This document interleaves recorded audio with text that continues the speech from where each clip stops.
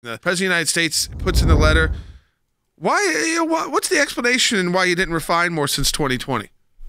Like, he doesn't know. One is COVID. Two is the fact that these guys came in and said that they are going to destroy, eliminate the oil and gas industries. Would there be any place for fossil fuels, including coal and fracking, in a Biden administration? No, we would work it out. We would make sure it's eliminated. No more drilling on federal lands. No more drilling, including offshore.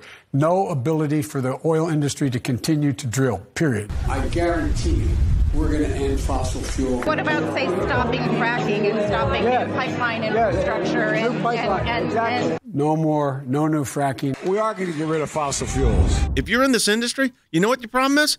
The problem is you'd be afraid to be doing drilling. You'd be afraid to increase production because they're telling you we're getting rid of your business as soon as we get through this crisis. This is the energy secretary is asking to report to on CNN, talking about 5 and 10 years from now when it comes to refineries.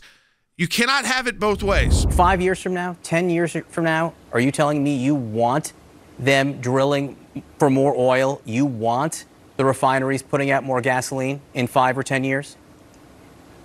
What we're saying is today we need that supply increased. Of course, in 5 or 10 years, actually in the immediate, we are also pressing on the accelerator, if you will, to move toward clean energy so that we don't have to be under the thumb of petro-dictators like Putin or at the whim of the volatility of fossil fuels. We want you to drill now, but you're not going to be able to drill in 3 to 5 years. So spend money now. You're a publicly held company. You're not going to be in business to do that anymore because we're going to put you out of business. Now, this is where they have got this so dangerously backwards.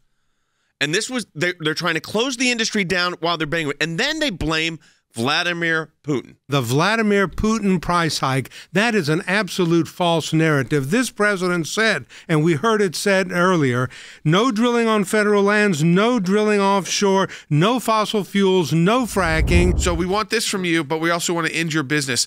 And of course, take out the corporate side of this. Like, it's not about Exxon.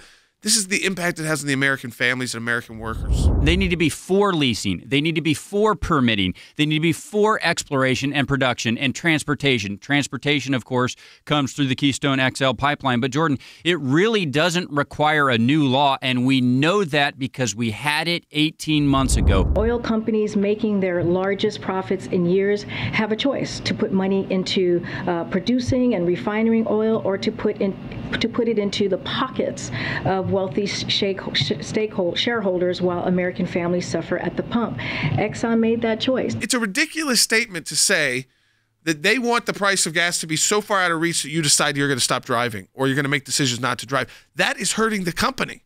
Hurts the oil and gas companies.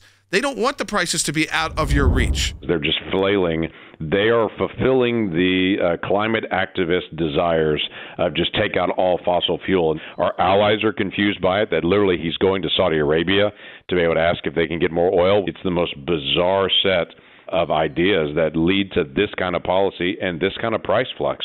This is not hard. It's supply and demand. A new shortage every day being announced and supply chain issues, all of it comes back to their bad policies. They laugh about it. Don't forget that. Here's Secretary Granholm. This is the Secretary of Energy in November. What is the Granholm plan to increase oil production in America?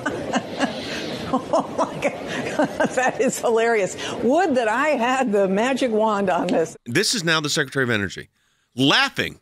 And now look at the situation the country's in. I mean, understand this. The country's in an unbelievably difficult situation with gas prices going up, and that was how she viewed things. That's the problem, Andy, with all of this, is there is no concrete plan, except, as you said the other day, Jordan, to try to eliminate fossil fuel. And they're trying to do it through the left-wing approach that we're just going to make it so tough on you that you're going to have to go electric, and you can't afford to do that, but we're going to do that. And then he says, and he has the audacity to say in this letter to the CEO of Exxon, and I'm looking at the letter, there is no question that Vladimir Putin is principally responsible for the intense financial pain the American people and their families are bearing. What nonsense. You have no leverage. That's the problem. This administration has no leverage with the Saudis, so you got no leverage with the international producers. No. You have no leverage with your domestic producers because they don't trust you. No one trusts you.